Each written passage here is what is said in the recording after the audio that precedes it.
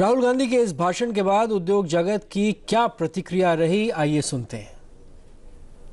मेरी समझ में उन्होंने उनके हार्ट से स्पीच दी है कि क्या होना चाहिए, किस तरह इंडिया का प्रोग्रेस हो और किस तरह ग्रास रूट इंक्लूसिवनेस बढ़ाया जाए ये देश में।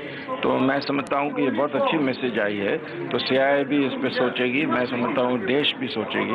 और कहा कि इंडस्ट्री का पार्टिसिपेशन इसमें बढ़ना चाहिए। आपको लगता है कि अभी एक एनवायरनमेंट है, इंडस्ट्री अपना पार्टिसिपेशन इंफ्रास्ट्रक्चर इन्वेस्टमेंट में बढ़ाए, या फिर इसके लिए पहले सरकार को एक्शन लेना होगा? ये स्पीच मैं ऐसा नहीं देख रहा हूँ कि क्या आते महीने में होगी, ये स्पीच आते डेकेड में क्या होगी उसके बारे में थी। खासतौर से उन्होंने कहा कि जरूर इंडस्ट्री बहुत बढ़ाएगी, उनका रोल इंफ्रास्ट्रक्चर में हो या इंडस्ट्री में हो या सोशल डेवलपमेंट में।